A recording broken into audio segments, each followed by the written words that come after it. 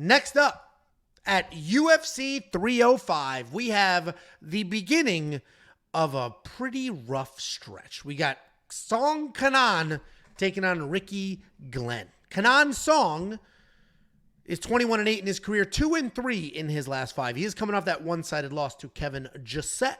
He's taking on Ricky Glenn. Ricky Glenn, 22-8 in his career, 1-3-1 in his last 5. He's coming off his second knockout loss in a row. This is we're at the bottom of the barrel for the next couple of fights, but strap in. This one actually should be entertaining. Nonetheless, it means nothing for rankings or development, but it does matter for the entertainment factor. We got Song Kenan. This guy is a powerful striker. Wrestling's not very good. He does have that one-punch power.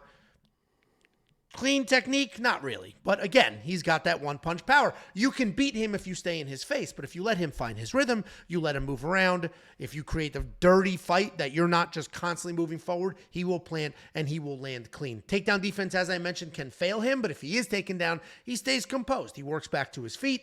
He doesn't panic. He doesn't really give anything up. He can have low fight IQ at times. That was never more obvious than when he had Ian Gary, 99% knocked out, decided to shoot a takedown instead.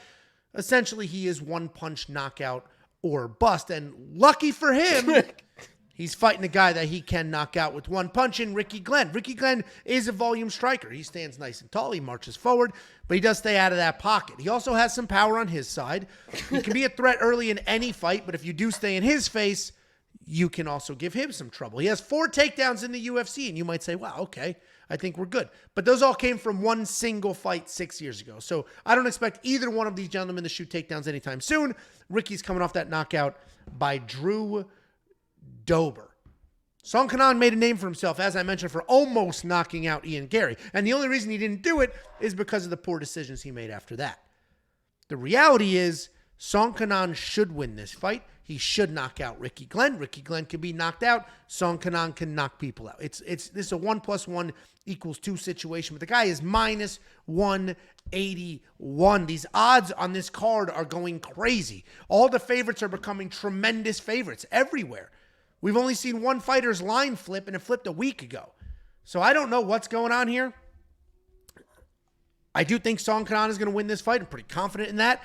But this is very similar to last week, where I fell into that Chalampos trap where I said, sometimes you just got to pick the other side and you got to look at the opponent and go from there. And that's what I'm doing with Song Kenan here. Hopefully he doesn't let us down. What do you think, Jakey boy? Yeah, I was laughing because I put a tweet up today because the Urseg odds went from like minus 170, like minus 145 or something. And it happened to be right around the time that the embedded came out. And in the embedded, Urseg's wearing Uggs. So my tweet says, Ursay has been bet down to minus 145 after video surfaces of him in Ugg boots. And I got a lot of traction. And then some random person said, growing up, literally everyone in the wrestling community wore Ugg boots to warm-ups pre-match. I never understood it, but it doesn't surprise me seeing this. And then Charles Johnson, Energy, replied and said, motherfuckers was not wearing Ugg boots in STL or the Midwest. What the fuck? I agree. I have never seen... That's a bizarre... I have been around wrestling gyms for fucking 30 years. He said motherfuckers was not wearing Ugg boots in STL or the Midwest. What the fuck? Dude, I completely agree. I've been in wrestling gyms for 30 years. I have not seen boys run around with Ugg boots, and I'm from the Northeast. It's cold as shit in wrestling season. I don't know why he that said, guy... what dude, the fuck? Yeah, dude, that dude's wrestling in Provincetown. I want to see Charles Johnson walk around the wrestling room in fucking Ugg boots. Who do you think wins this fight, Jakey?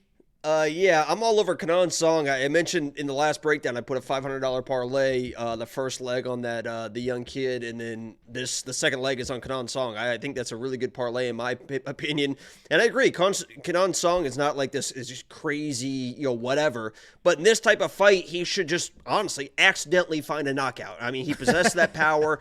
He also has shown that he is a tough, durable guy. I mean, yeah. he is a tough dude. So even if there is a little bit of adversity, he should be fine. And guys, if you watch that Ricky Glenn fight against Drew Dober, and I know, and what you guys have found out because of my breakdowns, is Drew Dober really isn't that good, right?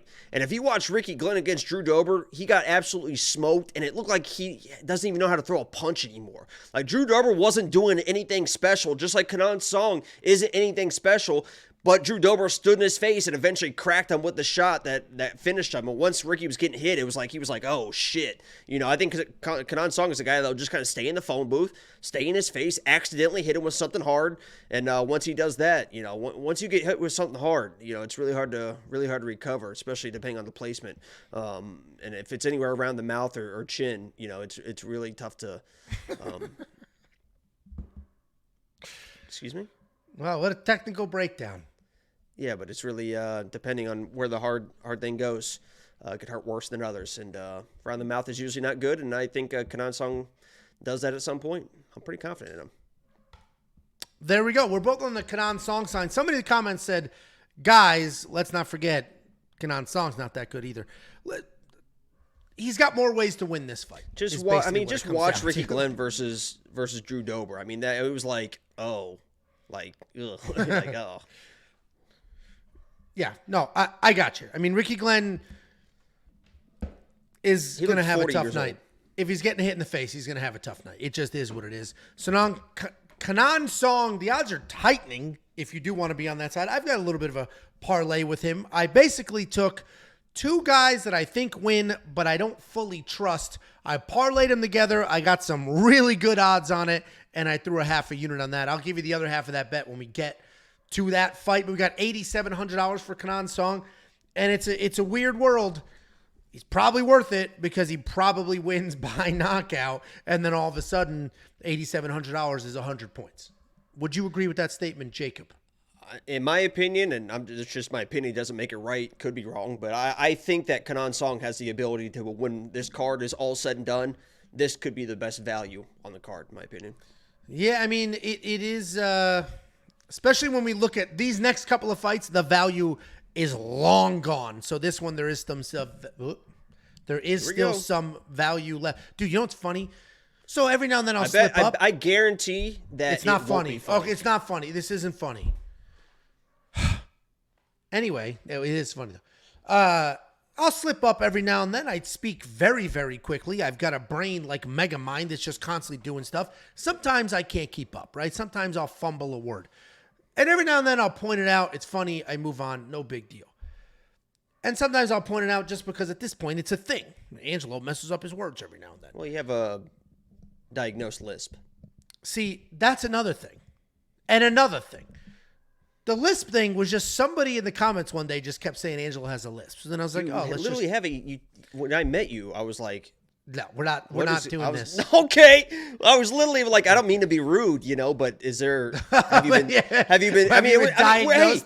What's your diagnosis? No, literally, we live in Florida. Sometimes people start drinking early. It was like 11 o'clock and I was like a little bit worried. I was like, I don't want to be mean, but that's true. Are you drinking right now? And you were like, no, sorry, I have a mouth left. Sorry. I don't think sorry is a lisp.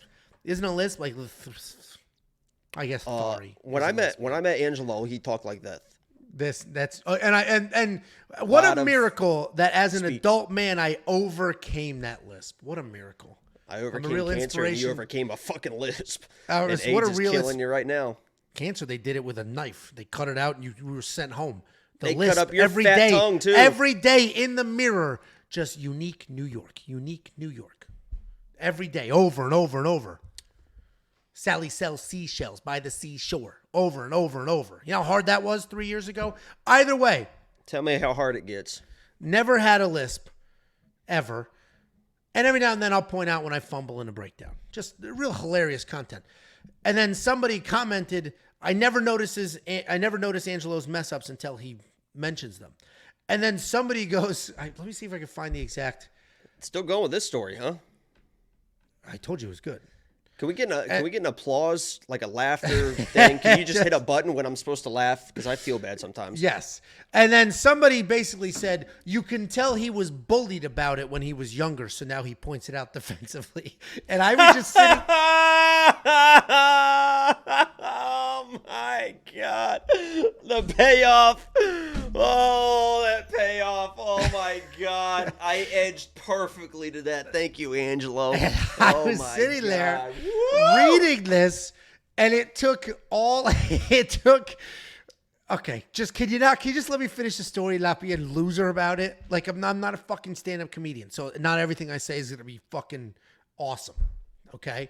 Anyway, I read this comment, somebody basically saying that I was bullied as a child because of clear jokes that I make on the stream, and I kept typing like, and then I just ended up deleting all of it because I'm like, I can't let my own fucking, like, who gives a shit what this person thinks? So I didn't send it, and that's a real growth opportunity for me.